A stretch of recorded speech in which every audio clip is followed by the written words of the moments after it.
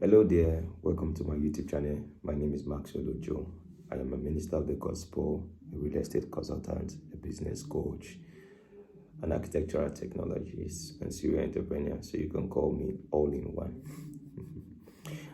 I quickly want to send a message to the body of Christ. I am not doing this because I feel it's a way of getting an earnings, but however, I quickly want to put this forward. As minister of God, we need to be very careful. We need to be very careful, especially with the young ones like myself and to the next generation coming forth. We need to be very careful to certain matters that has to do with the way we practice our leadership, the charisma to our leadership, the discipline, the attitude to our leadership. I've had so many cases where, and this is not just new to me, where ministers go online to go and batter words.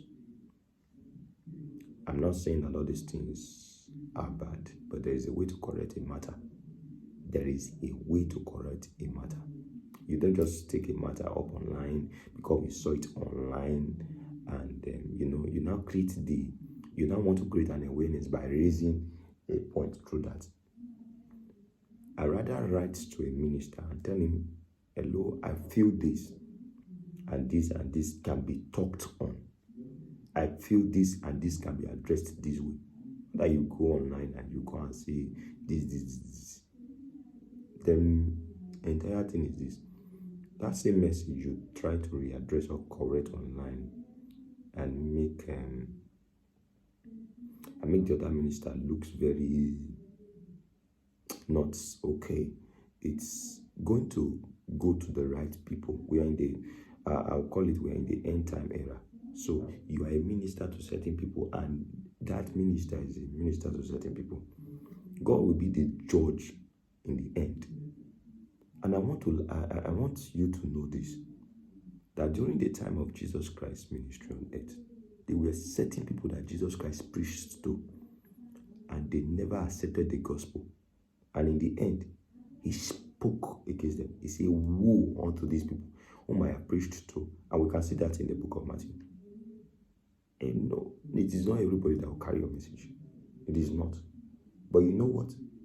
And what will make Jesus Christ a father for life is that when he got to the cross, he didn't label those things to God. Rather, he said, forgive them, for they know not what they are doing. Forgive them, for they know not what they are doing. There were people that Jesus Christ called hypocrites. There were so many people, but in the end, he pleaded for mercy. He pleaded for mercy, that you are a leader in a ministry, and your ministry is booming. Does not make another leader who is not getting something right, does not make that person entirely, a dundee. I've had most cases where ministers come online and they just say, they do like this, they do like this, by rating this. Sir, to be very honest, it is not by strength, it is not by power. And we are certainly not going to get to heaven by our strength, by our power. It is by the mercy of God. Can we focus on where we are exactly called? I like what so many, ministry leaders are doing. They call the person to sit. They say, come on, tell us, this is your teaching. How come about this teaching? One of the meekest persons I've ever seen is the person of my father in faith, Bishop David Oyedepo and Pastor Enoch Adeboye. I've had severally. I've had Pastor Enoch Adeboye address apostle as apostle, with humility. He will say, what? An apostle has said it all. What do I have to say? Humorously, everybody laughs to these things. Are you getting me now? So If we have to correct anything in the body of Christ, let us do it with love. Let us do that. If we have to correct anything in the body of Christ, let us do it with love. Let us leave aside the bias system. You see, the devil can be very tricksome. It creates a barrier amidst ministers. It creates a terrible barrier, and in the end, just look like it looks like when the prosperity mandate was given to my father in faith, Bishop David Oyedepo. A lot of criticisms went about it, but in time, so the message became one of the most essential messages for the body of Christ. I mean, if he had not taken the baton of preaching if he has not taken the mission of preaching kingdom prosperity to all believers, let me tell you something. The entire secular world will take over the industry, and Christians will still be mumbling and wallowing in abject poverty. Let us be very careful with the way we tackle some things. I learned of a story where people criticize the person of late, and that I've heard of cases where people criticize and spoke ill of TB Joshua. TB Joshua is long gone. He's long gone. Now, who is speaking about TB Joshua again? Who is talking about TB Joshua again? And the person of one of our patriarch, who is of blessed memory now, Archbishop Bishop Idahosa. We are only following radically all his steps radically. What we go after now is his charisma. Have you asked yourself one thing?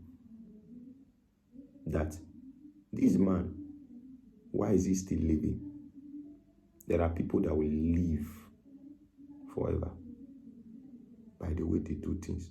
Treat other ministers with love. There are people that, despite that they are gone, they will live forever. They will live forever, not because of any other thing, but because of the way they've succeeded in impacting lives. And so please, you're a leader in the ministry, please let us endeavor to handle matters the way it ought to be handled. Let us not find ourselves online.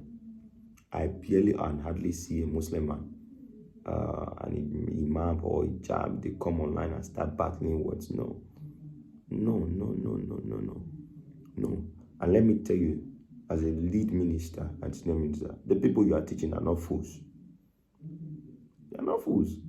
They tend to try what you are teaching, and if it's not working for them, they move to another church. I like one of the things that my father in faith said in the person of Bishop David Oyedepo. He said a certain lady came to his church and said, I've been to this place, and my healing didn't come, and I came here, and immediately, before the lady could end, he jumped up upon the mic, took the mic from the lady, and said that was not the problem.